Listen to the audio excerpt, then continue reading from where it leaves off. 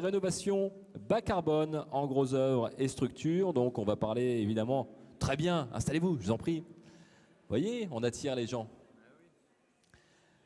L'arrivée de la RE 2020, que tout le monde connaît maintenant, hein, elle s'est faite en fanfare dans le bâtiment et pour la première fois on va prendre en compte réglementairement l'empreinte carbone de la construction et pas seulement de la performance énergétique de l'ouvrage, si je ne m'abuse. C'est tout à fait ça. C'est exactement ça. Eh bien, la transition, elle va être toute faite, puisqu'on est avec Julien Bedler. Vous êtes de la Paul Grosœuvre, de la Fédération française du bâtiment, et Thomas Baudot, FIBO Hauts-de-France. Ce sont les deux intervenants de ce matin.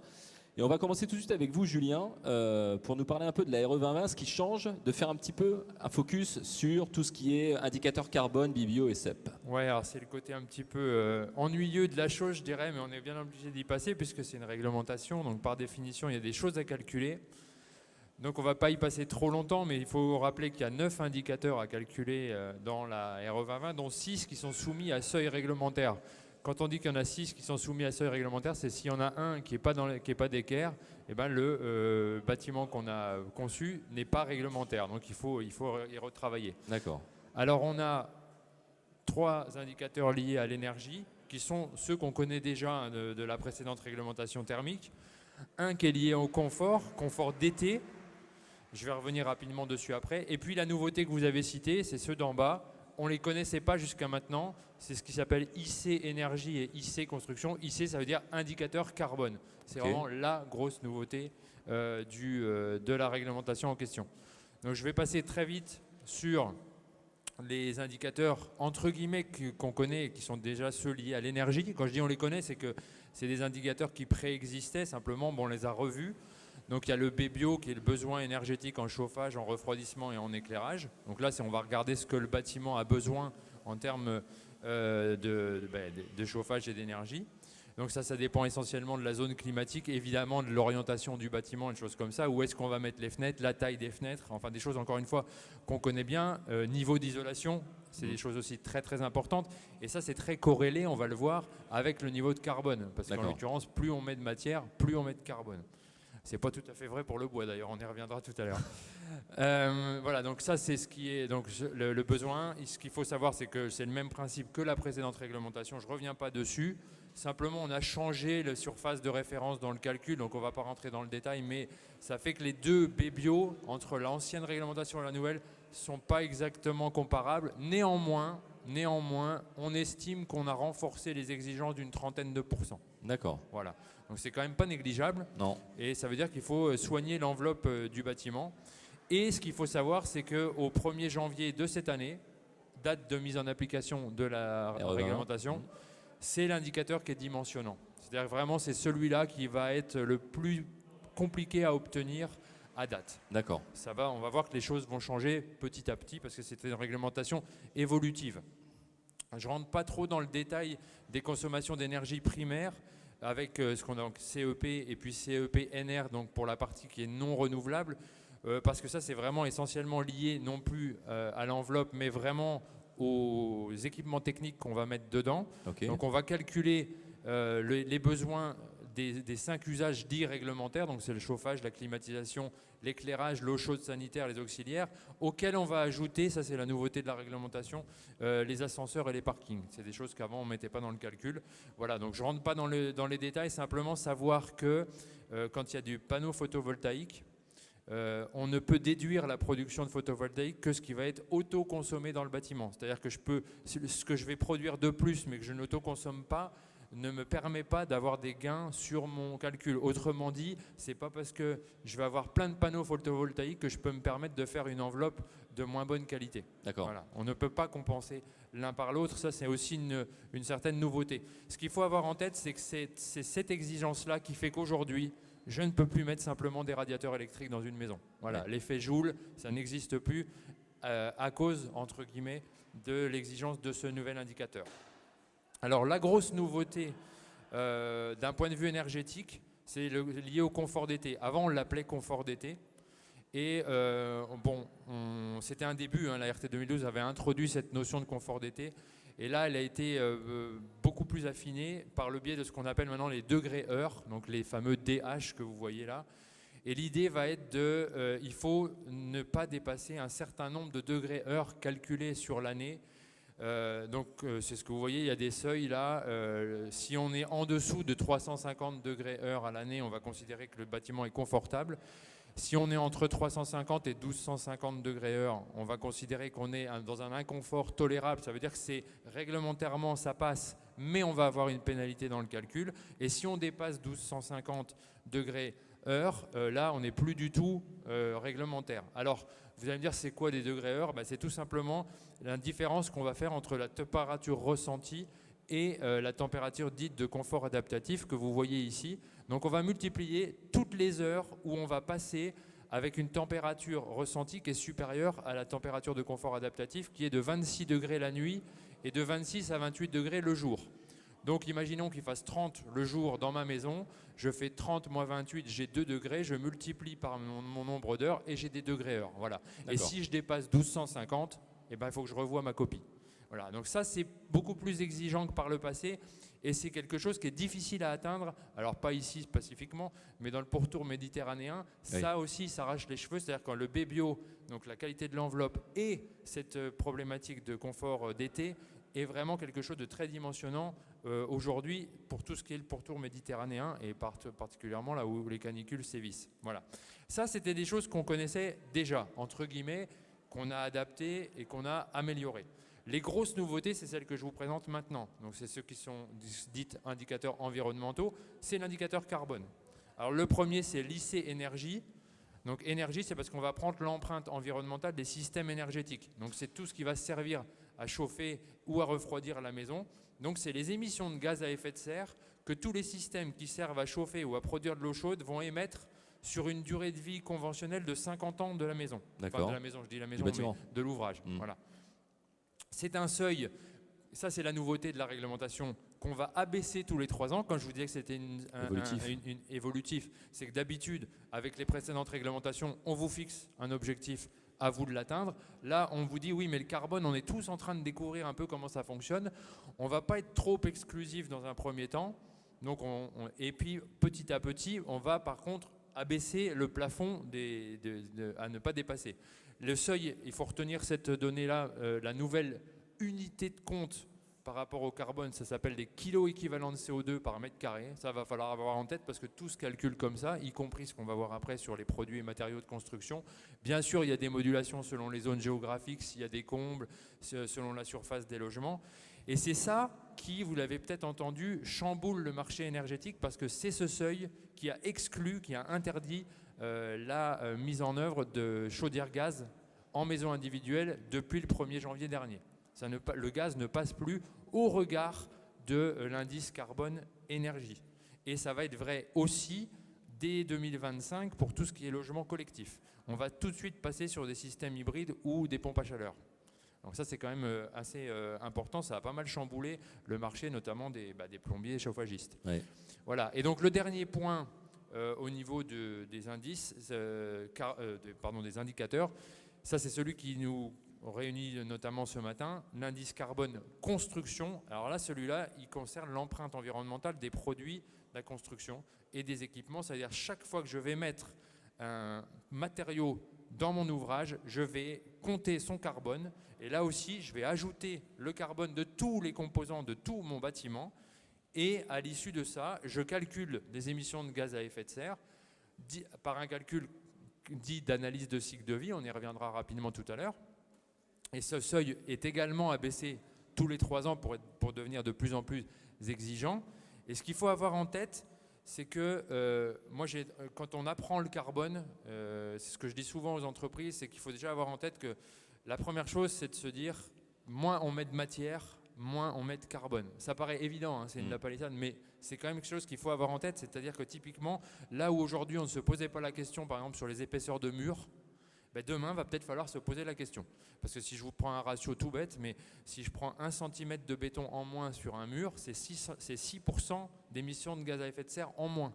D'accord. Donc à un moment, c'est des choses qu'il va falloir se poser comme question. Oui. Voilà.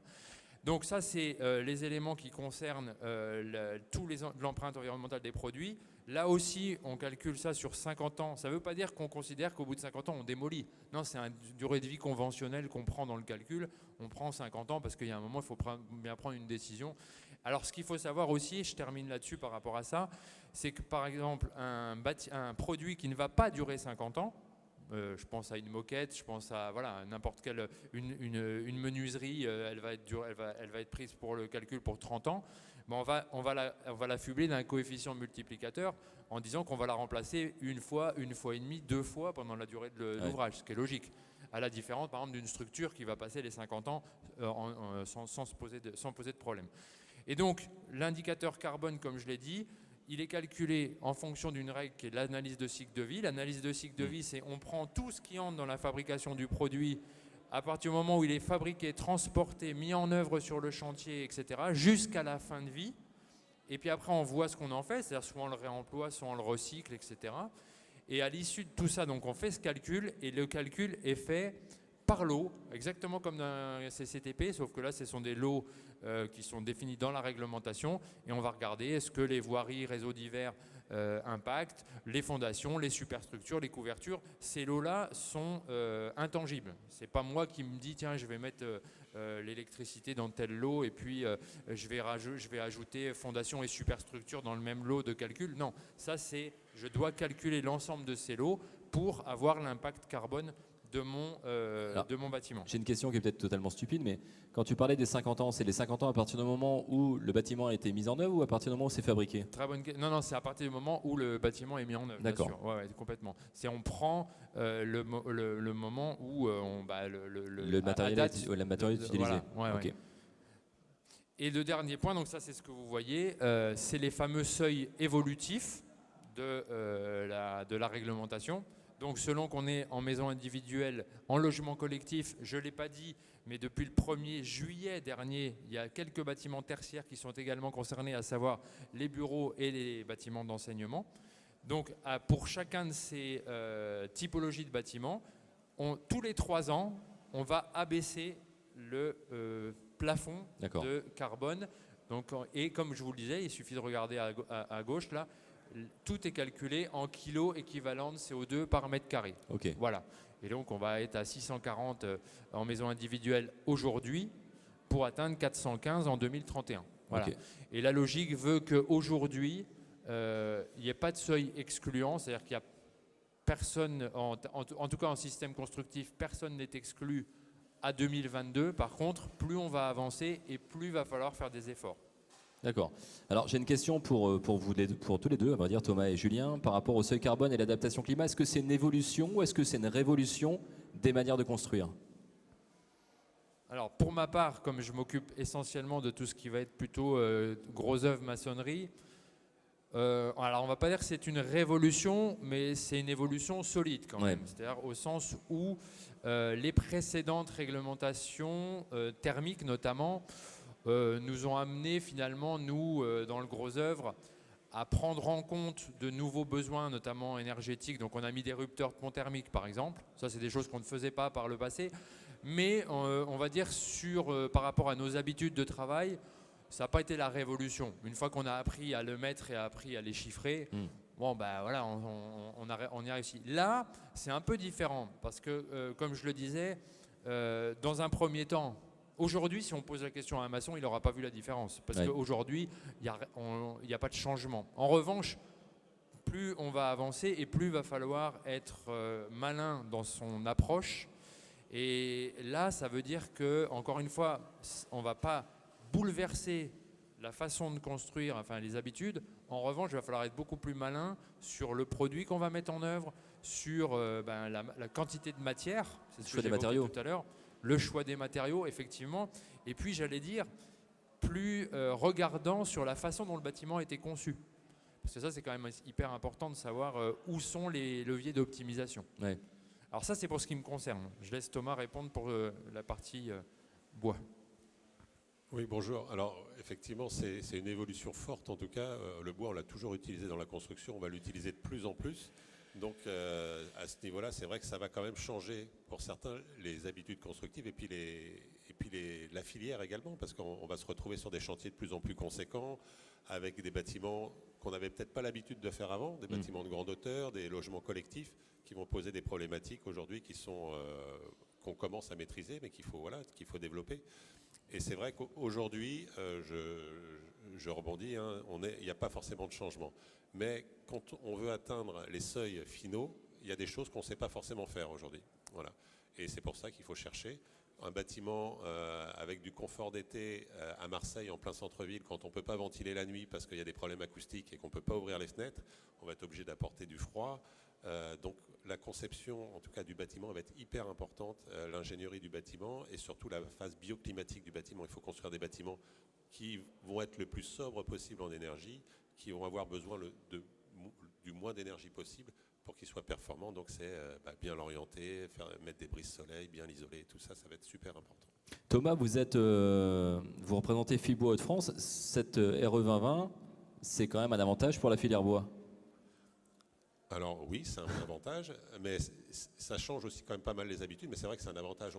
On parlait alors des matériaux qui sont émissifs. Le bois, il a cette particularité de capter du carbone. Alors la chose qu'il ne faudrait pas faire, c'est de se dire plus je vais en utiliser, plus je vais être performant. On reste quand même, nous en tout cas, ce qu'on préconise, c'est une démarche qui soit sobre. Il ne faut pas utiliser plus de bois par rapport aux besoins du bâtiment, simplement l'utiliser au bon endroit. On est sur un produit qui capte du carbone, simplement parce qu'on est sur un produit de construction qui a besoin juste d'air, d'eau, de soleil pour se développer. Mais on est sur une ressource qui est renouvelable. Et renouvelable, ça veut dire aussi qu'il faut s'en occuper. Enfin, ce n'est pas une ressource qui est renouvelable non plus à l'infini. Et donc, il faut aussi qu'on se préoccupe, nous, filière bois, de faire que l'évolution de l'utilisation du bois dans la structure corresponde à une gestion des forêts qui soit durable et responsable. Voilà. Donc ça, c'est vraiment les priorités. Et pour la construction bois, il y a encore pas mal de défis pour arriver, notamment au niveau des constructions, à pouvoir utiliser le bois de manière beaucoup plus large. Ok. On va dérouler peut-être avec le PowerPoint que vous avez ramené. Ça marche, alors c'est parti. Hop. Donc juste très rapidement pour me présenter, moi je travaille pour Fibois Hauts-de-France, c'est l'interprofession du bois pour la région de France. Et nous, on est vraiment, quand on parle de captation de carbone, chez nous, il y a l'ONF, les propriétaires forestiers, les scieurs et vraiment toute la filière bois jusqu'à la construction, l'ébénisterie, l'utilisation, en passant aussi par le bois énergie. Voilà. Parce que plus on travaille, c'est là le côté vertueux de l'utilisation du bois aussi, plus on travaille de bois, plus on produit des connexes, des déchets de bois, qui sont utilisés en chaufferie, en pellet, en granulé. Voilà. Et ça, c'est important parce que quand on rentre 1 mètre cube de bois dans une scierie pour en faire de la structure, il n'en sort que 50% en bois de structure. Tout le reste, c'est du séchage, c'est du rabotage, mais ce n'est pas des pertes. Oui. C'est des choses qu'il faut réutiliser. Et pour vraiment être performant, il faut qu'on sache réutiliser tous nos connexes. Et aujourd'hui, on voit bien, on a des problèmes pour le granulé, parce qu'on développe beaucoup le chauffage au granulé. Et il faut bien que la filière bois soit costaud et produise beaucoup de bois pour pouvoir aussi approvisionner le granulé. Voilà. Alors, très rapidement aussi, on parlait alors le bois utilisé dans la structure, ça si c'est important. On capte du carbone, mais ça dépend d'où vient le bois. Je veux dire, si c'est un bois qui vient de l'autre bout du monde et qu'il a fait 5000 km pour arriver sur le chantier, on perd un peu de sens. Donc l'idée, c'est qu'aujourd'hui, en construction, on utilise principalement de l'épicéa. Voilà. Et l'épicéa, il est produit un peu en France, mais beaucoup en Scandinavie, Allemagne, Autriche. Voilà. Et donc, si on construit avec des bois qui sont lointains, l'impact du transport va pénaliser le bois. Aujourd'hui, ça ne se ressent pas encore dans les seuils sur lesquels on se positionne, mais plus on va aller sur des choses exigeantes, plus ça sera difficile d'atteindre ces seuils-là. Donc nous, on travaille en plus à essayer de travailler sur un bois qui serait produit en région. Voilà. La région de France, elle s'est rendue compte qu'elle allait construire de plus en plus en bois, et elle s'est dit, si en plus j'arrive à le faire avec une ressource que je maîtrise, c'est d'autant mieux parce que je maintiens l'activité des scieries qui sont sur place et toute la valeur ajoutée pour passer du mètre cube d'arbre, enfin de tronc, au mètre cube de bois, je le garde chez moi. Oui. Et en plus, j'ai du connexe, donc des choses qui pourront alimenter les chaufferies. Donc ça, c'est vraiment stratégiquement, c'est quelque chose qui est important. Et on accompagne la filière à développer des bois de structure régionaux, justement pour essayer de travailler vraiment en circuit court et d'aller aujourd'hui, on va au-delà de la réglementation. C'est pas ce qu'on nous demande, mais on montre que c'est possible et que ça existe, et on le développera jusqu'à ce qu'on en ait véritablement besoin. Voilà, donc on construit en feuillu chez nous, parce qu'on a très peu de résineux, et on construit principalement aujourd'hui en peuplier, mais pas que. Voilà. Et pareil, pour construire cette filière, on a développé une plateforme qui est une SKIC, qui s'appelle la plateforme Bois des Hauts-de-France, et qui est là pour aider les professionnels à s'approvisionner en bois d'essence régionale. Voilà. Alors très rapidement, il y a plus généralement dans le bâtiment, on peut construire de manière durable et responsable environnementale en utilisant des matériaux qui sont bien calculés. Il y a du béton bas carbone, il y a du bois. Et l'idée aussi, après, j'en reparlerai, mais c'est de réhabiliter beaucoup. Hein. Et quand on parle avec des architectes qui ont une sensibilité environnementale assez forte, on est plus dans le fait de ne plus artificialiser de sol, mais d'utiliser l'existant pour le réhabiliter et en faire d'autres choses. Alors là, je vous ai juste montré, c'est un des derniers projets qui est sorti, qui est en bois d'essence régionale, qui est vraiment dans le sud du département. Hein. On en est bien loin ici, mais on est dans l'Aisne, voilà, dans le 02, encore en région de France, dans un petit village qui s'appelle Croûte-sur-Marne, où il y a des producteurs de champagne. Dans ce petit village-là, il y a 20 producteurs de champagne. Voilà. Donc en Haute-France, on fait du champagne, et ce bâtiment-là, il a été réhabilité tout en bois et en bois d'essence régionale. Donc on a ces poteaux qui sont en bois lamellé collé de peuplier. Alors vous voyez, ce bois lamellé collé, c'est ces grandes poutres qu'on retrouve ici dans le bâtiment. Simplement, elles sont aujourd'hui produites en région, transformées en région, avec du bois qui pousse en région. Donc ça, c'est intéressant environnementalement parlant. Et avec à droite, on voit, c'est du bardage en châtaignier, voilà, transformé dans l'Oise. On a aussi du châtaignier chez nous. Donc une essence qui est naturellement durable, sans traitement. Donc là aussi, on est toujours dans des produits qui sont de plus en plus intéressants. Et pour poursuivre, quand on parlait de réhabilitation, il y a une chose qui est très très intéressante, c'est d'isoler par l'extérieur les bâtiments. Voilà. Et le bois, pour faire ces opérations-là, il est très performant. C'est-à-dire qu'on construit des murs ossature bois, donc c'est une lisse basse, une lisse haute, un montant tous les 60 cm, hein, c'est très sobre comme système constructif. C'est plein de vide, c'est un squelette plein de vide qu'on vient remplir d'isolant. On met les menuiseries et après ces murs-là, on vient les clipser sur un bâtiment existant. Donc on arrive à réhabiller des bâtiments de manière très rapide et d'y apporter une performance thermique qui est très forte. Parce qu'on parlait du bois, sa légèreté, mais dans le bâtiment, la légèreté du matériau, ce n'est pas forcément tout le temps un atout. Acoustiquement, ça peut être problématique, et puis aussi en termes de déphasage, de confort d'été, d'inertie, ça peut être, alors on rentre un peu dans la technique, mais ça peut être compliqué.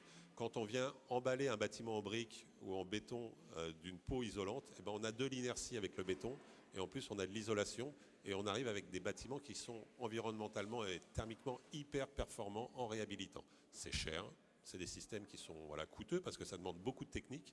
On préfabrique en usine, on vient se clipser sur de l'existant, ça demande beaucoup de méthodologie, beaucoup de technique, de scanner les bâtiments peut-être avant pour pas se tromper. Quand on préfabrique des murs comme on voit sur la photo dans lesquels il y a tout, on ne va pas redécouper sur site. Ouais. Donc il faut que la phase étude est bien plus poussée. Par contre, la phase chantier, elle va très vite. Et là, c'est juste un bâtiment qui est à Lille, qui a été réenveloppé d'une enveloppe qui est environnementalement plutôt pas mal parce qu'elle est faite en bois d'ossature de peuplier avec de la fibre de bois à l'intérieur de l'ossature, de la fibre de bois compressée qui fait office de pare-pluie et un bardage qui est aussi produit en région, c'est de l'aulne. Voilà. Et on a réhabilité cette école-là et avec ce système-là, le chantier n'est pas plus court, mais la phase étude est très poussée et la phase exécution est très rapide. Donc on a fait une école et on est intervenu que pendant les temps scolaires. Alors je dis non, nous, c'est pas Fibois qui est intervenu, c'est des charpentiers de la région. Mais on peut travailler dans des temps très contraints avec des performances qui sont très très fortes. Ça, c'est vraiment l'aspect réhabilitation. Je pense que dans la nouvelle réglementation, ça va être quelque chose qui va être très important, notamment pour les logements. Voilà. Et là, un autre exemple de réhabilitation qu'on a fait également en bois d'essence régionale. Là, on est à Compiègne, un bâtiment qui était hyper déperditif. Voilà. Froid en hiver, très chaud en été, taux d'occupation de 50%. Et on l'a réisolé par l'extérieur, toujours. Alors là, j'ai montré quelques photos, mais on a mis des platines et on a appuyé ces murs-là sur les platines. Et on est venu recouvrir le bâtiment d'une peau extérieure en mettant des menuiseries. Et en plus, dans ce bâtiment-là, on a mis une VMC double flux. Voilà, et on a divisé les consommations par 4 sur de la réhabilitation.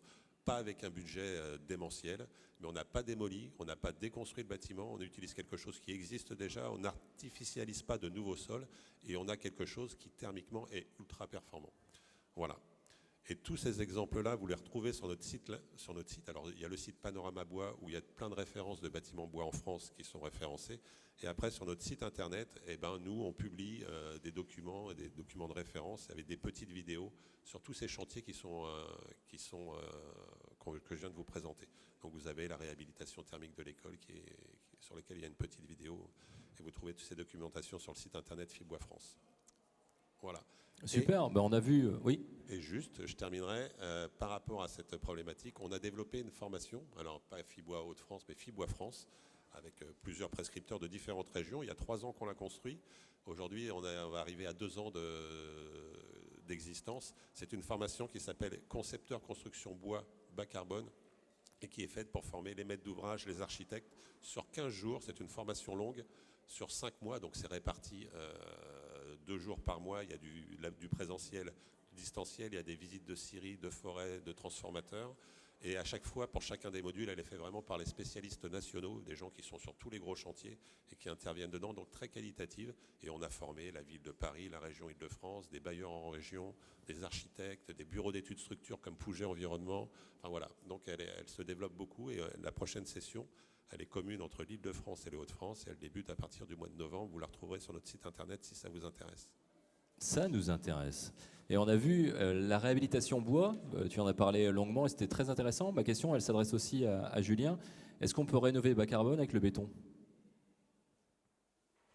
Ça ne va pas se poser dans les mêmes termes parce que typiquement par rapport à ce que vient de dire Thomas, on va pas venir faire de l'isolation. Ouais. Donc ce qu'il faut avoir en tête, c'est que quand on parle de réhabilitation et qu'on commence à parler de béton, c'est-à-dire qu'il va vraiment falloir toucher la structure.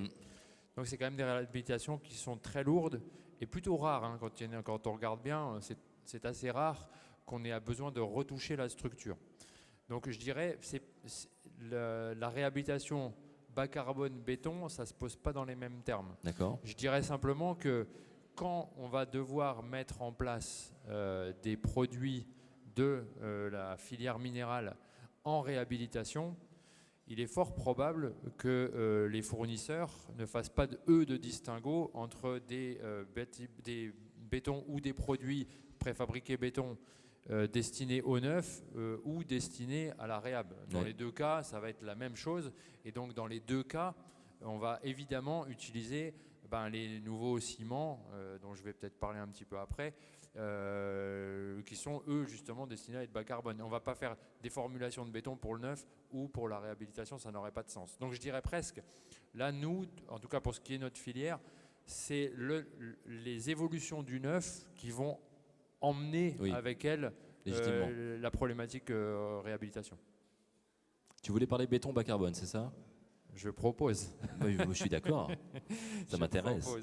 Oui, en fait, juste pour expliquer en quelques mots comment ça marche, parce qu'on en parle beaucoup de béton bas carbone. Et nous, en tant qu'utilisateurs, le principe est de savoir sur quoi on travaille pour que ça devienne un peu plus qu'un argument marketing. Parce que nous, on se méfie beaucoup de ce côté, un peu les soldes, quoi. Je fais moins 20, moins 30, moins 40, moins 50%. Oui, mais par rapport à quoi et comment on y travaille. Donc on a mis on a regardé un petit peu comment tout ça fonctionnait. Et très simplement, je vais vous montrer que ça, c'est l'analyse de cycle de vie dont on parlait tout à l'heure, d'un mètre cube de béton, de sa fabrication à sa démolition en repassant pour après la réutilisation des granulats une fois qu'il a été démoli. Et donc, ce que vous voyez en bas, c'est que le bilan carbone de mon béton, de mon mètre cube, c'est 196,5 kg de CO2 au mètre cube. Alors avec le ciment, je ne rentre pas dans le détail, mais qui est le plus utilisé en France à l'heure actuelle. Ça, c'est hors les aciers. Il n'y a pas besoin d'aller très loin pour se rendre compte que sur 196 kg d'armature, 196 kg de CO2 du mètre cube, il y en a 171 qui dépendent du ciment. Ouais. Donc, je veux dire, c'est pas la peine de se poser la question sur ce sur quoi il faut travailler. Quand vous voyez la mise en œuvre sur le chantier qui pèse 9 kg, ça vaut le coup de s'y pencher, mais je veux dire, c'est pas ce qui, dans un premier temps, va permettre d'avoir un effet de levier important. Il faut évidemment travailler sur le ciment. Donc qui dit on travaille sur le béton, dit on travaille sur le ciment. Ça c'est un élément que je voulais apporter qu'il faut avoir en tête aussi, c'est qu'un béton bas carbone, ça ne veut rien dire, c'est un béton bas carbone en fonction de quel ouvrage. Parce qu'en fonction de l'ouvrage, on va mettre plus ou moins de ciment, on va mettre plus ou moins d'acier, donc on va avoir plus ou moins d'émissions de CO2. Et donc du coup, tout ça pour dire qu'un voile intérieur peu ferraillé, on va être à 200 kg du mètre cube, alors qu'un poteau très ferraillé, on va être 30% de plus, 50% de plus, pardon, on est à 315 kg de CO2. Ce que tu rappelais initialement, c'est moyenne matériaux. Exactement. Et puis il y a un moment, donc du coup, c'est des ajustements à faire. Mais ça, bon, c'est vraiment pour l'avoir en tête. Il n'y a pas de valeur absolue de. Ouais. Ça se réfléchit. C'est ce que je disais tout à l'heure. C'est là où il va falloir être. Ça rejoint ce que disait Thomas. Il va falloir passer plus de temps en conception, quoi. En gros, c'est un peu à ça que ça revient, parce que c'est là où ça va s'optimiser. Et simplement, donc, je vous disais tout à l'heure, le béton, on va travailler sur le ciment. Et dans le ciment, comme vous pouvez voir, ça c'est le process de fabrication du ciment. Et parce qu'il faut savoir, c'est que la matière première du ciment qu'on appelle le clinker, la simple réaction chimique de fabrication du clinker et le chauffage du clinker pour fabriquer le ciment dégage 98% de l'empreinte carbone du ciment. Donc, comme je vous disais tout à l'heure, travailler sur l'empreinte carbone du béton, c'est travailler sur l'empreinte carbone du ciment. Eh bien, travailler sur l'empreinte carbone du ciment, c'est réduire un maximum la matière première qui est le clinker et de lui trouver un maximum de substituts. Oui. Parce que celle-là, on ne peut rien y faire. La simple réaction chimique de transformation dégage du CO2. Donc on peut être le plus optimal possible sur le process de chauffage. Il y a un moment, intrinsèquement, c'est la matière première qui nous pose un souci. Donc on va essayer de mettre autre chose. Et donc c'est ce qu'on s'applique à faire depuis des années, hein. C'est pas nouveau, hein, les alternatives au clinker. Et donc il y a 27 types de ciment dans les normes, donc on ne va pas rentrer dans les détails, qui sont dénominés par CEM 1, 2, 3, 4, 5, 6 maintenant. Et donc comme vous pouvez le voir à chaque fois, on abaisse le taux de clinker, donc le taux de la fameuse matière première. Alors, celui qui était le plus émissif, qu'on utilise de moins en moins, évidemment, c'est ce qu'on appelait le CEM1, puisqu'il était quasiment 100% constitué de clinker. Et donc, l'objet maintenant, c'est de dire, si on ne met pas de clinker, on met d'autres choses. Donc, les autres choses, c'est ce que vous voyez à droite, c'est on va mettre des calcaires, on va mettre des laitiers de hauts fourneaux, donc c'est les résidus des aciéries. On va mettre des cendres volantes, etc., des pouzzolanes. Et puis donc l'idée maintenant, c'est de développer un maximum ces alternatives pour abaisser le taux de clinker et donc abaisser les émissions de carbone. Et donc, comme vous pouvez le voir aujourd'hui, la famille la plus performante, c'est les CEM3C, puisqu'ils se limitent à 5 à 19% de clinker et ils mettent du laitier de haut fourneau à la place. Donc, c'est ce qui permet d'abaisser. Aujourd'hui, c'est le ciment le moins émissif. Simplement, les laitiers de haut fourneau, par définition des hauts fourneaux en France, il n'en reste plus beaucoup. Ouais. Et on utilise déjà quasiment 100% de la ressource. Donc, il faut trouver d'autres alternatives. Donc, c'est vraiment le travail qui est fait aujourd'hui. Donc, ça, c'est toutes les familles que vous voyez. Et donc, celles que j'ai positionnées en haut, la CM2, CM et CM6, ce sont de nouveaux ciments. Comme vous pouvez le voir, ils ne sont pas extrêmement plus performants que les autres, hein. C'est simplement que ça donne une palette plus importante. Là aussi, ça rejoint aussi ce que disait Thomas tout à l'heure, pour tirer parti des ressources locales. Parce que des laitiers de haut fourneau, il n'y en a pas partout, et ce n'est pas la peine non plus de les faire voyager d'un bout à l'autre de la France, quand par exemple, je vais être en Auvergne et que je vais avoir des argiles ou des schistes calcinés, et que je peux tout à fait utiliser. Donc là aussi, l'idée, c'est d'ouvrir le champ des possibles. Voilà. Et ben voilà, donc ça c'est ce que je voulais vous dire sur sur les ciments, vous l'avez compris. Le principe c'est pour abaisser mon béton, il faut que je travaille sur mon ciment, et pour améliorer mon ciment, il faut que je trouve des alternatives au clinker. Ouais, il faut aller beaucoup plus loin que ce qu'on peut avoir en perspective première et d'aller chercher vraiment dans la matière première. Exactement. Et alors c'est là où après il y a une problématique sur laquelle nous on travaille, c'est que tous ces ciments-là, quand je vais leur trouver des alternatives, évidemment, ils ne se comportent plus de la même manière. Notamment pour ce qui nous concerne, les montées en résistance vont être différentes. Donc, notamment, les plus performants aujourd'hui sont ceux qui montent le moins vite en résistance. Oui. Donc, c'est là aussi des optimisations à trouver. Quand on va se retrouver en plein hiver à Strasbourg, il va falloir trouver une alternative entre l'émission de CO2 et la montée en résistance du béton. Ok. Merci Julien, merci Thomas. Est-ce que vous avez des questions? Non? Vous n'avez pas? C'était vraiment clair pour vous?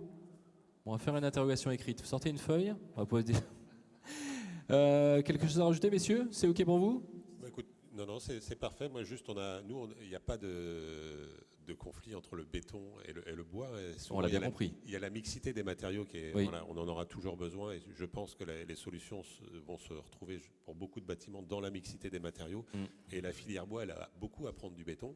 Parce que quand on parlait de la puissance de recherche et développement des entreprises du béton, qui sont beaucoup plus grosses que les entreprises du bois, la filière bois elle a vraiment besoin de se fédérer pour justement constituer des pôles de recherche et développement, financer la recherche. Là, on parlait du laitier d'Acirie qui est incorporé dans du béton pour... voilà. Le laitier d'Acirie, en plus d'être un produit qui enlève du clinker, c'est un produit qui est dit un déchet ultime. Donc le fait de l'utiliser, ça augmente sa note dans la fiche environnementale du produit. D'accord. Voilà. Et en plus, le béton brûle du pneu pour produire de l'énergie. Et le pneu aussi, c'est un déchet ultime. Et ça vient aussi rentrer dans la fiche environnementale.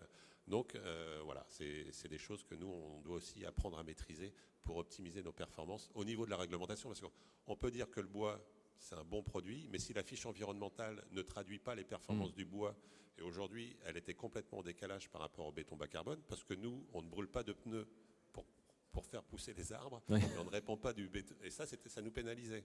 Donc c'est aussi à nous d'être vigilants, d'être présents dans les commissions, pour faire tout ce travail en amont. Voilà. Très bien, merci messieurs, merci pour la richesse de votre intervention. S'il n'y a pas de questions, on va passer dans quelques minutes au deuxième atelier qui traitera de construire et rénover bas carbone en seconde œuvre et en équipement. Eh bien, on fait ça d'ici... il est quelle heure?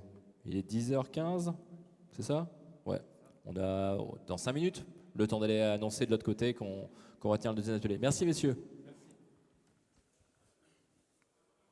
Deuxième atelier de cette matinée dédiée à la construction et à la rénovation bas carbone. On va parler cette fois-ci de secondes œuvres. Alors des domaines qui sont soumis à la même vague réglementaire RE 2020. Dans cet atelier, on va essentiellement parler d'isolants et aussi, thème très différent, d'équipements techniques. CVC éclairage. Donc pour ce faire, je suis avec Guillaume Delannoy du CODEM et Thomas Bathory EFIB Eco for Your Business, si je ne m'abuse. Alors, qu'est-ce qui change avec les RE 2020? On va faire un focus sur les indicateurs carbone, Bibio et CEP avec Thomas. C'est ça? Tu commences? Ou on commence avec Guillaume? C'est comme vous voulez, messieurs. Alors, on avait une transition isolant, équipement. Ah. On va peut-être commencer par Guillaume. On commence par Guillaume, alors pas de problème. Guillaume Delannoy du CODEM. Donc, bonjour à tous, Guillaume Delannoy, je suis adjoint responsable développement industriel et études au CODEM. On est un centre technique dédié au développement des écomatériaux pour le bâtiment. Donc nous, notre métier, c'est d'accompagner ce développement des matériaux bas carbone, biosourcés notamment. On fait ça depuis 2007 et on est situé sur Amiens, en Picardie. Donc on a 3 équipes, une équipe études et conseils que je pilote avec notre directeur qui va faire toute la partie autour de la R&D. Okay. Donc études stratégiques, études de marché, disponibilité de la ressource, notamment en végétal, ce qui est un des enjeux clés. Toute la partie éco-conception dont on va reparler autour des FDES, du bas carbone, etc., du calcul de l'empreinte environnementale des produits pour le bâtiment. On accompagne aussi sur un sujet qui est assez sensible, l'assurabilité des matériaux, notamment en accompagnant l'évaluation technique. Et puis on accompagne aussi via de la formation, de la sensibilisation, la maîtrise d'œuvre, la maîtrise d'ouvrage sur les questions des écomatériaux. D'accord. Quelques autres, les 2 autres équipes, donc il y a la partie R&D, en fait on a un laboratoire R&D et un laboratoire, une halle industrielle qui permet de faire du changement d'échelle, donc on va vraiment de l'échelle labo à l'échelle industrielle au CODEM, avec 2 axes principaux, la partie béton biosourcé, donc à base de lin, de colza, de chanvre, de miscanthus. Donc 2 exemples régionaux, le Batilin qui est un béton à base de lin qui est développé entre Boulogne et Calais, et dont les premiers chantiers vont démarrer cette année, et le béton de colza là aussi avec des acteurs locaux, et il y a un bailleur dans l'Aisne qui va construire 4 bâtiments, 4 pavillons en béton de colza. On développe aussi pour nos clients donc, tout ce qui va être panneaux particules, panneaux sandwich, panneaux et puis pas mal d'isolants. Et enfin, on a un laboratoire d'essai qui permet de caractériser les matières pour le bâtiment, notamment avec un savoir-faire très spécifique sur la biomasse. Donc, RE 2020 et matériaux biosourcés, donc, ça a été évoqué dans la présentation précédente. Oui. on passe de cette réglementation thermique à une réglementation environnementale et on va prendre en compte le poids environnemental des bâtiments dans le calcul réglementaire. Donc ça, c'est appuyé sur l'outil d'analyse du cycle de vie, qui est un outil. On va prendre en compte l'impact environnemental depuis l'extraction des matières premières, la fabrication des matériaux, des produits de construction, la mise en œuvre, la vie dans le bâtiment et les déchets. Donc là, il y a 2 axes qui vont intéresser les matériaux biosourcés. Le premier, c'est dans le calcul de l'ACV, ce qu'on appelait dynamique, qui va être très intéressant, notamment suite au carbone biogénique que je vais présenter juste après, et le confort d'été, qui est plutôt une plus-value des matériaux biosourcés. Donc le carbone biogénique, qu'est-ce que c'est? C'est l'idée de pouvoir capter le CO2 de l'atmosphère pour la croissance de la plante. Donc c'est un peu comme nous, le calcium pour avoir des os solides. Pour la plante, c'est le CO2. Donc c'est vraiment la brique unitaire du végétal qui va capter le CO2 pour grandir. Et donc si on va garder ce CO2 très longtemps dans le bâtiment, enfin dans les matériaux puis dans le bâtiment, du coup on stocke ce CO2 qui n'est plus dans l'atmosphère mais qui est bien stocké durablement dans les matériaux. Et en fait, ce qu'on voit sur le petit graphe d'en bas, c'est qu'on va par exemple stocker 1 kg de CO2 initialement, ce qui est la partie bleue. Donc on va faire moins 1 kg de CO2, et puis lorsqu'on va brûler le matériau en fin de vie, on va réémettre 1 kg de CO2.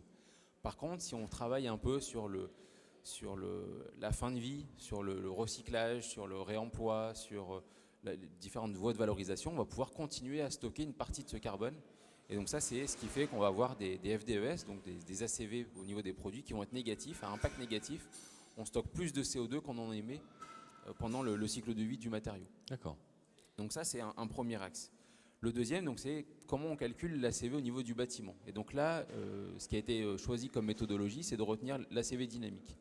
Donc l'ACV statique, c'est qu'on prend les émissions de CO2 cumulées sur tous les 50 ans du bâtiment et on prend ça à poids égal. L'ACV dynamique, c'est la courbe qui est plutôt en bleu foncé pour les matériaux de construction. L'idée, c'est d'avoir un facteur de pondération pour diminuer l'impact environnemental d'une émission. Plus tard, plus l'émission est tardive, moins elle sera prise en compte dans le calcul. D'accord. Donc là, c'est simplement un effet de calcul. Hein,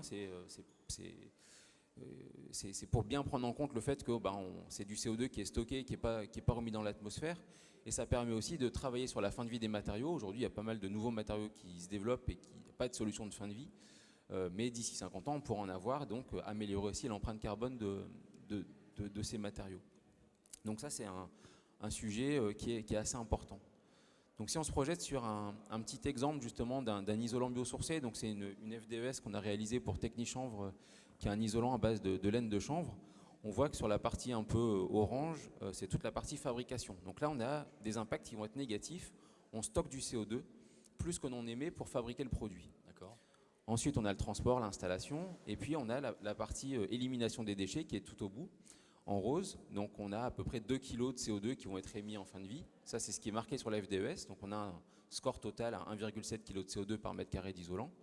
Par contre, quand on va faire le calcul au niveau de l'ACV bâtiment, via l'ACV dynamique, on va en fait retirer toute la partie qui est assurée.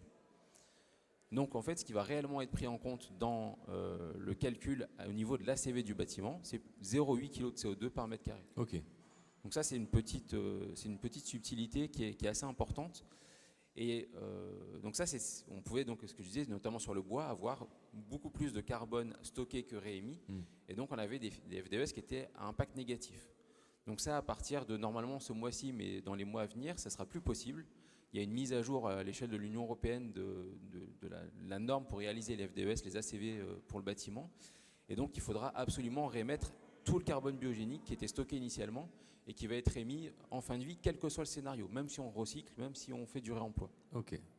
Donc ça, c'est un vrai tournant majeur pour les matériaux biosourcés, mais l'ACV dynamique va continuer de réguler un petit peu cette émission en fin de vie dans ce cadre-là. Sur le confort d'été, l'idée, c'est notamment par rapport aux matériaux biosourcés d'avoir du déphasage. Donc le déphasage, qu'est-ce que c'est? Quel est l'intérêt? Lorsqu'on a un pic de chaleur qui est représenté par la courbe en rouge, autour des 14 heures en période de canicule, du coup le bâtiment va chauffer. Et l'idée, c'est que le matériau isolant puisse absorber cette chaleur suffisamment longtemps pour que la chaleur ne rentre pas dans le bâtiment. Et l'idée, c'est d'avoir un déphasage d'au moins 8 heures, c'est ce qu'on voit sur la courbe en bleu, pour que on arrive en fait au pic de chaleur dans l'isolant qui soit autour des 22 heures. Dans ce cas-là, on est passé sur la nuit, on a un rafraîchissement extérieur. Donc en fait, l'idée, c'est que la chaleur va rentrer dans l'isolant, va s'accumuler dans l'isolant pendant toute la journée. Et dès qu'on va arriver vers 22 heures, on va relarguer la chaleur vers l'extérieur et non pas vers l'intérieur. D'accord. Donc ça, c'est vraiment un impact qui est assez, qui est lié à la quantité de chaleur que peut stocker un matériau et à sa densité. Et c'est ces deux paramètres-là qui sont meilleurs sur les isolants biosourcés que sur les autres produits du marché. Petit focus rapide sur les isolants biosourcés. Aujourd'hui, c'est une réalité. Il y a énormément de produits biosourcés disponibles sur le marché ou qui sont en train d'apparaître. Donc, il y a notamment sur les isolants souples, on va retrouver du bois, de la ouate, de la paille de riz, du lin, du chanvre, de l'herbe, du coton recyclé, de la laine de mouton. Énormément de matières biosourcées disponibles sur notre territoire. Sur les isolants en vrac, on va retrouver à peu près ces mêmes produits avec la paille. On en discutait justement à l'instant. Les isolants rigides à base de bois de liège, les bétons végétaux qui sont des matériaux assez particuliers mais aussi très intéressants pour la rénovation du bâti ancien et la construction paille. Donc si vous voulez un peu plus d'informations sur les produits disponibles, les produits biosourcés isolants pour la rénovation de parois et de matériaux biosourcés, on a publié un guide en 2021 avec notamment un petit tableau reprenant les grandes familles de produits avec leurs caractéristiques, leur assurabilité, la certification ACERMI par exemple, et différents exemples de mise en œuvre. Avant de conclure, je voulais faire un tout petit focus sur aujourd'hui, les isolants biosourcés sont encore assez mal perçus pour différents points. Le premier, c'est le côté un peu assurantiel, mais c'est des matériaux nouveaux, ça ne doit pas être assuré, etc. Ça, ce n'est pas le cas. Il y a aujourd'hui énormément de solutions qui sont assurables via des avis techniques, via des ATEX, via des règles professionnelles. Donc on peut aujourd'hui, sans problème et sans modification des pratiques pour un certain nombre de produits, basculer sur les isolants biosourcés. On a aussi cette question toujours, ouais, mais il y a de l'humidité, ça va moisir, etc. La petite image qui est à gauche où on voit énormément de moisissures, c'est une salle de bain avec des matériaux traditionnels. Donc là aussi, les matériaux biosourcés, s'ils sont mis correctement en œuvre, si on respecte la mise en œuvre, il n'y a pas plus de désordre que sur les matériaux traditionnels. La charpente de Notre-Dame, elle avait 800 ans avant l'incendie, sans désordre particulier. Ce qui me fait la transition sur le feu. Bien sûr, le bois brûle, le plastique aussi. Il y a eu un grand drame à Londres, la tour Grenfell qui avait brûlé avec une propagation du feu par l'extérieur, avec un isolant qui était hors norme, qui était pas conforme, mais du coup qui était un isolant plastique. Donc il y a différents sujets autour du feu, notamment l'isolation paille ou l'isolation en béton de chanvre sont extrêmement performants au feu. Donc là, c'est des essais de feu de façade, par exemple, en haut sur le béton de chanvre. Ça résiste extrêmement bien et il n'y a aucun problème. C'est même quasiment une solution pour protéger le bois d'ossature qui permet de faire ces bâtiments. Il y a aussi les industriels de l'isolation, parce que forcément, l'isolant biosourcé type laine va brûler si on met une flamme dessus. Par contre, il faut bien réfléchir au système constructif, parce que c'est ça qui a du sens. Et donc maintenant, les isolants biosourcés sont obligés de s'allier des fois avec par exemple des fabricants de plaques de plâtre pour caractériser le système complet, parce que c'est ça la réalité dans un bâtiment, c'est que le feu va se propager pas directement sur l'isolant, il y a la plaque de plâtre qui va venir protéger l'isolant de la propagation du feu.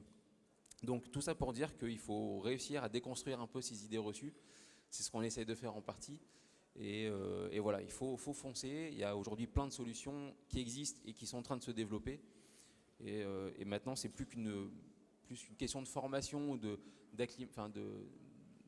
culturation des artisans qui n'ont aussi pas forcément le temps de regarder tout ce qui se fait en neuf, en produits nouveaux.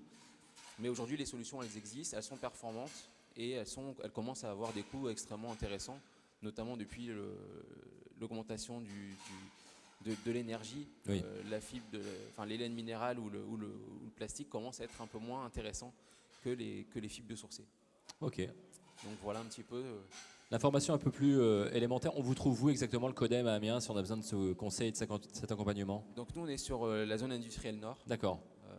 Voilà, depuis quelques années maintenant. Ok. Merci beaucoup. Merci Guillaume Delannoy du CODEM. On va parler maintenant avec Thomas Batory et FIB.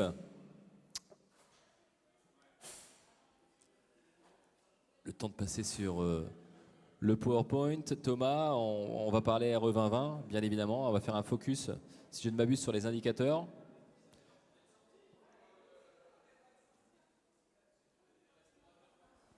Oui, bonjour. Donc, petite particularité de mon intervention, c'est que j'ai donc eu le plaisir d'orchestrer, on va dire, ces ateliers avec une casquette Fédération française du bâtiment.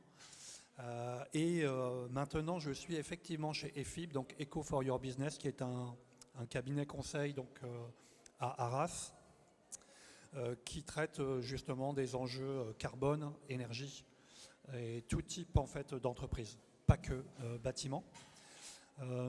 Donc, moi, je vais vous parler effectivement, je vais faire plus le focus sur les équipements techniques. Oui. Et puis également donc redire aussi pourquoi est-ce qu'on fait tout ça. Donc, je vais un petit peu peut-être rembobiner. Oui, non, mais c'est nécessaire. C'est vrai qu'on a, voilà, on est parti bille en tête et on est tous des techniciens sur nos sujets. Et peut-être redire donc pourquoi. Hein, pourquoi est-ce qu'on fait tout ça? Donc de temps en temps, vous avez pu apercevoir ce dégradé de bleu et de rouge. Donc ce n'est pas un problème informatique de bug de l'écran. C'est donc les climate stripes, donc vraiment les bandes en fait de température moyenne mondiale depuis 1850, donc par rapport à la normale, jusque maintenant tout en rouge bien sûr aujourd'hui. Donc tout ça pour symboliser le réchauffement climatique. Ouais. Donc il faut bien quand même en reparler. Donc pourquoi le bas carbone? Et pourquoi est-ce qu'il y a donc ce thème-là dans ces ateliers BTP Expo? Donc on peut dire que c'est de toute façon le respect de la réglementation. Hein. On a beaucoup parlé de RE 2020, on peut se dire qu'on n'a pas le choix de toute façon de le faire. Et puis, bon, on n'a pas le choix puisque de toute façon, on respecte ce que demande le maître d'ouvrage et les donneurs d'ordre. Bon, malgré tout, quand on creuse, on se rend compte quand même qu'il y a une certaine liberté au niveau des entrepreneurs, des entreprises du bâtiment, notamment au niveau des variantes bas carbone. On peut se dire, et là c'est un refrain un petit peu plus patriotique, c'est la contribution du monde du bâtiment à la stratégie nationale bas carbone. Hein. On parle en ce moment beaucoup de ce thème et également de sobriété énergétique. Donc c'est le domaine de l'atténuation de nos émissions de gaz à effet de serre. Donc le bâtiment possède des leviers vraiment énormes pour réduire ses émissions de gaz à effet de serre. On peut se dire aussi que c'est des questions d'indépendance énergétique, d'autant plus que bien sûr, vous avez compris que les combustibles, donc hydrocarbures, sont dans le viseur, bien sûr, avec cette nouvelle réglementation. Il va de toute façon falloir s'adapter aux conséquences du réchauffement climatique. Donc on peut penser par exemple aux vagues de chaleur. Et bien sûr, si on atténue et si on contribue à atténuer, eh bien on va mieux s'adapter. Et vous avez pu comprendre qu'il y a toute la dimension aussi d'adaptation via le confort été qu'on retrouve dans la RE 2020, beaucoup plus qu'avant. Et j'ai rajouté ce petit mot, on peut se dire que c'est une fierté, hein, peut-être, du monde du bâtiment de contribuer à tout ça, une fierté aussi que peuvent avoir les chefs d'entreprise. Je m'en réfère aussi au slogan, on va dire, et au mot de la FFB qui est la passion de construire. Donc voilà, ce n'est pas aussi que du rationnel et on a la passion de construire et évidemment de ne pas le faire n'importe comment. Donc, je reviens un petit peu sur ces indicateurs qui ont été vus en particulier en atelier numéro 1, sur ces indicateurs carbone, donc IC Construction, IC Énergie. Hein, donc IC Construction, c'est bien tout ce qui se passe en cycle de vie, comme ce qui a été dit, pour tous les matériaux et équipements qui constituent le bâtiment. Donc moi, je vais vous parler un peu plus d'équipements. Et puis IC Énergie, bon, c'est le contenu carbone quand même des énergies dont on a encore un petit peu besoin, par exemple de l'électricité. Hein. Donc, L'équivalent des FDES pour les équipements techniques, eh bien, c'est les profils environnementaux des équipements, les PEP Eco Passport, donc c'est un terme européen. Et je vous ai fait là un petit panorama de ce qu'on peut trouver sur la base IGNIS, donc je ne sais pas si on l'a déjà mentionné. Donc la base IGNIS en ligne, vous avez toutes les fiches en cycle de vie où on trouve notamment le carbone, mais pas que le carbone, pour les matériaux. Et ce qui est moins connu, c'est que vous avez l'équivalent en fait pour les équipements techniques. Donc je parle bien de tout ça. Donc ça va des câblages en passant par le génie climatique sur lequel je vais faire un petit zoom, l'éclairage, etc. Donc vous voyez que quand même là c'est du nombre de documents. On a actuellement en ligne 1208 fiches donc, qui vont nous décrire d'un point de vue environnemental, en bilan environnemental, les équipements techniques cette fois, on ne parle plus de matériaux. Donc si je fais le zoom sur équipements de génie climatique, vous voyez un petit peu la répartition. Et là, j'ai choisi de regarder une pompe à chaleur. Donc une pompe à chaleur réversible et qui fait également de l'eau chaude sanitaire. Donc vous avez tout ça. Bien sûr, tous les équipements tous les éléments qui constituent les équipements, donc également les gaines, les caissons, etc. Donc, un petit extrait d'une fiche PEP sur du coup donc là, vous ne voyez pas apparaître la marque, hein, mais c'est donc une pompe à chaleur telle que je vous l'ai décrite. Et là, on voit qu'on a une charge voilà, de l'équipement. Donc une puissance délivrée de 4,23 kW. Alors ça peut faire peur tous ces chiffres dans les cases, mais on va se focaliser sur la contribution au réchauffement climatique parce que en fait il y a plein d'autres aspects que je viens de cacher, mais on regarde aussi l'empreinte eau par exemple, hein, pour prendre un exemple. Mais si on regarde uniquement le carbone, on est en kilogrammes, donc CO2 équivalent. On a donc 8,2 10 puissance 3 kilos de CO2. Là, c'est ramené vraiment à cet équipement, à savoir ma pompe à chaleur. Et vous avez étape de fabrication, distribution, installation, utilisation. Et puis la fin de vie, hein, donc c'est-à-dire le démantèlement de cet équipement. Donc le plus gros, on va le trouver en utilisation, hein, c'est-à-dire ce que ça va consommer. Bien sûr, là, on parle de consommation d'électricité, mais on peut voir d'ores et déjà qu'en fabrication, hein, finalement, j'ai 3 ou 4 fois moins de CO2 équivalent émis, mais ce n'est quand même pas négligeable. C'est bien pour ça que la nouvelle réglementation s'attelle à regarder l'empreinte carbone au global. C'est qu'on s'est rendu compte au fur et à mesure que le carbone il était de plus en plus dans les matériaux et équipements qui constituent le bâtiment, et plus uniquement les énergies consommées lors de son exploitation. Donc là, vous voyez un petit peu se décomposer les différentes contributions. On aurait pu faire un petit camembert, ça aurait été un petit peu plus sympa, mais on voit en tout cas qu'il y a la pertinence d'avoir ce genre de fiches et on ne va pas échapper bien sûr au match entre les différents fournisseurs pour savoir qui est le moins carboné et c'est bien finalement l'enjeu de la réglementation, quoi. Donc on a déjà pas mal ce match au niveau des matériaux type isolant, mais on va l'avoir aussi sur les équipements. Donc voilà, je voulais vous parler des PEP. Alors sur finalement le contenu carbone des énergies, donc là on est sur l'indicateur énergie, on a un petit calendrier sur et selon les différents types d'ouvrages, finalement les seuils IC énergie à ne pas dépasser, puisque il y a des seuils à ne pas dépasser en carbone sur IC construction, il en est de même en IC énergie. Sachant que voilà, les premiers seuils 2022, entre 2022 et 2024, ça a été dit. Voilà, le verre est dans la pomme, on prend des bonnes habitudes, mais c'est encore surmontable. Et votre question de tout à l'heure, Bertrand, sur évolution ou révolution, on n'est pas encore dans la révolution, mais il va falloir mettre les bouchées doubles pour la suite. Et un petit panorama donc, des différentes énergies en matière de bilan carbone, enfin là d'émissions de CO2, sans surprise bien sûr tout ce qui est fossile,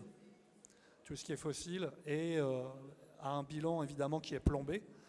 Et de fait, bon, par exemple le gaz forcément va être limité sur les bâtiments neufs.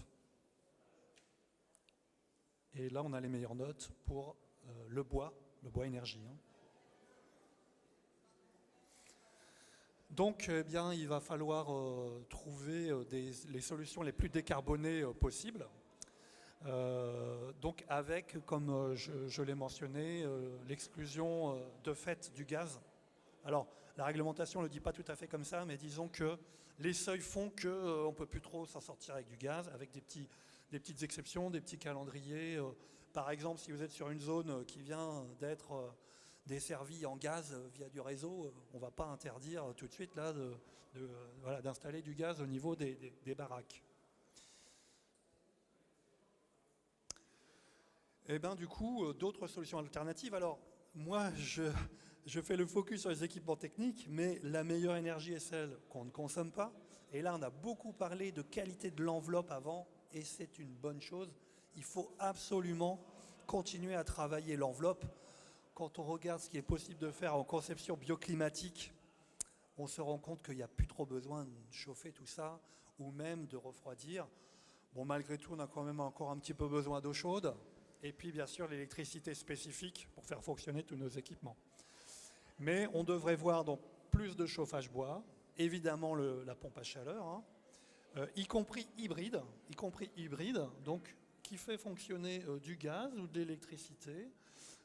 Donc c'est un système souple et qui est encore tout à fait permis au niveau réglementaire, qui passe les seuils.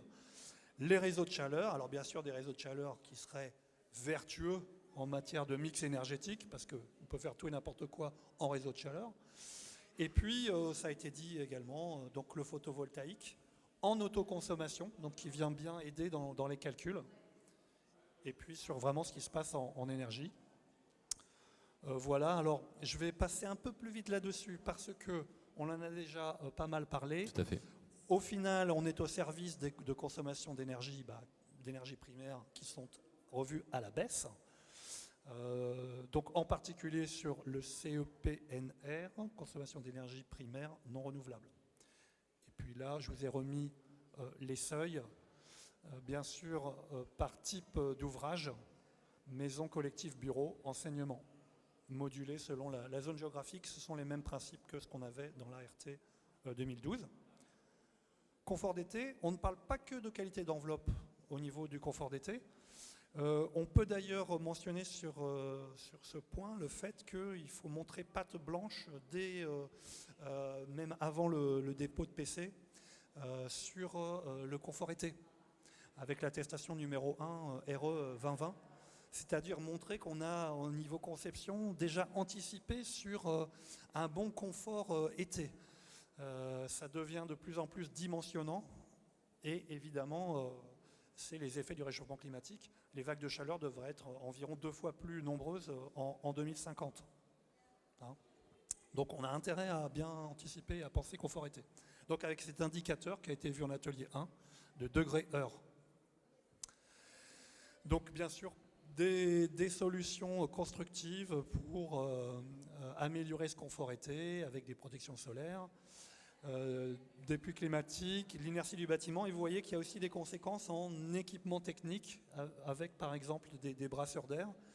Les protections solaires, elles peuvent être mobiles pour vraiment optimiser, pour se protéger au maximum du rayon du soleil. D'ailleurs, on voit vraiment un changement de paradigme et une manière de concevoir. C'est-à-dire qu'avant quand même, l'obsession, enfin avant, voilà, il y a 15-20 ans, on était encore 10 ans sur il faut chauffer tout ça. Et maintenant, on est plutôt sur oulala, il va falloir aussi bien se protéger de la chaleur estivale, quoi. Donc, c'est au niveau conception intéressant de raisonner d'abord même confort été plutôt que chauffage. Bon, ce sont les deux, mais. Et je finis sur la ventilation. Sur le contrôle des installations de ventilation. Donc ça, c'est une nouveauté qu'il faut absolument mentionner au niveau de la RE 2020.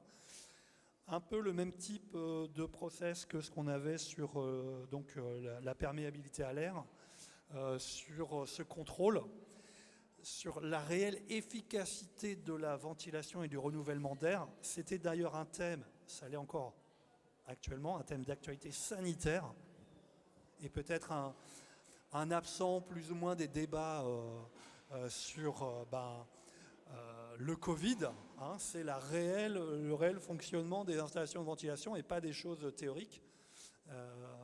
Voilà, donc c'est un thème très important, surtout avec des bâtiments bien sûr bien étanches. Donc le contrôle des installations réalisé à l'achèvement de tous les travaux pouvant impacter le système de ventilation. Donc qui réalise ce contrôle? Un opérateur reconnu, compétent par le ministère. Donc ça peut être soit l'artisan, soit un bureau extérieur, d'ailleurs pour la réalisation de la réelle efficacité, donc au niveau de la bouche, du débit d'air réglementaire, sur le vrai fonctionnement de la ventilation. Donc on n'est plus sur du théorique, on est vraiment sur la mesure réalisée, en particulier à la livraison. Et puis ça, c'est ma dernière slide. Donc finalement, c'est un compromis qu'on doit trouver entre ces trois aspects en particulier. Concilier énergie, carbone et conforité. On pourrait rajouter des petites bulles. Bien sûr, il y a tout ça dans une enveloppe économique quand même maîtrisée. Et puis techniquement, on a envie de rajouter des choses, on a envie de rajouter de l'acoustique ou ce genre de paramètres quand même non négligeables. Mais en gros, c'est ça, donc concilier performance énergétique et carbone, et puis avec un bon confort été. Merci Thomas. L'aspect rénovation bas carbone, est-ce qu'on en traite aussi bien pour toi Thomas que pour Guillaume? Donc est-ce qu'il est possible de rénover bas carbone? Alors c'est vrai que